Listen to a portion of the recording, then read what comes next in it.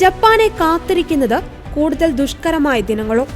ജപ്പാനിൽ വീണ്ടും അതിതീവ്ര സംഹാരശേഷിയുള്ള ഭൂചലനത്തിന് സാധ്യത പ്രവചിക്കുന്ന റിപ്പോർട്ടുകളാണ് ജപ്പാൻ സർക്കാർ ഇപ്പോൾ പുറത്തുവിട്ടിരിക്കുന്നത്. ജപ്പാന്റെ പസഫിക് തീരത്തെ നൻകായ് ട്രഫിലുണ്ടായേക്കാവുന്ന ഈ അതിതീവ്ര ഭൂചലനം സുനാമിക്കും കാരണമായേക്കുമെന്ന് റിപ്പോർട്ടിൽ ചൂണ്ടിക്കാട്ടുന്നു. നൂറുകണക്കിന് കെട്ടിടങ്ങൾ തകർന്നേക്കാമെന്നും 3 ലക്ഷത്തോളം ആളുകൾക്ക് ജീവൻ നഷ്ടപ്പെട്ടേക്കാമെന്നും വിദഗ്ധർ പറയുന്നു. ലോകത്ത് ഭൂചലന ഭീഷണി ഏറ്റവും അധികം നേരിടുന്ന രാജ്യങ്ങളിലൊന്നാണ് ജപ്പാൻ.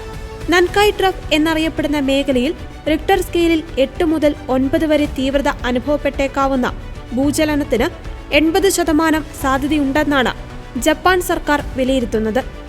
രാജ്യത്തിന്റെ തെക്കു പടിഞ്ഞാറ് പസഫിക് തീരത്ത് 900 കിലോമീറ്റർ വിസ്തൃതിയിലാണ് നൻകായ് ട്രഫ് സ്ഥിതി ചെയ്യുന്നത്.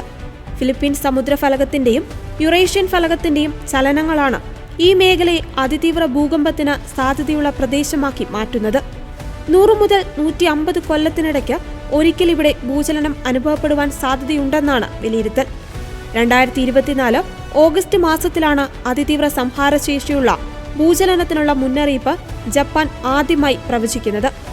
തീവ്രത 9 അതിലധികമോ ആയ ഭൂചലനങ്ങളെയാണ് മെഗാക്വാക്ക് അല്ലെങ്കിൽ അതിതീവ്ര സംഹാരശേഷിയുള്ളവ എന്ന് വിളിക്കുന്നത്.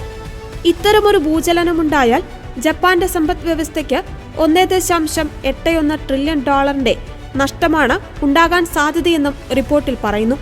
തീവ്രത 9 രേഖപ്പെടുത്തുന്ന ഭൂചലനം ഉണ്ടാകുന്ന പക്ഷം 10 ലക്ഷത്തിലധികം ആളുകളെ മാറ്റിപ്പാർപ്പിക്കേണ്ട സാഹചര്യവും ഉണ്ടാകാം.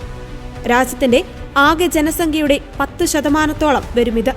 തണുപ്പുകാലത്ത് രാത്രി വൈകിയാണ് അതിതീവ്ര ഭൂചലനം ഉണ്ടാകുന്നതെങ്കിൽ സുനാമിയെയും കെട്ടിടങ്ങൾ തകർന്നു വീഴുന്നതിനെയും തുടർന്ന് 2,98,000 പേർക്കെങ്കിലും ജീവൻ നഷ്ടപ്പെട്ടേക്കാമെന്നും റിപ്പോർട്ടിൽ പറയുന്നു.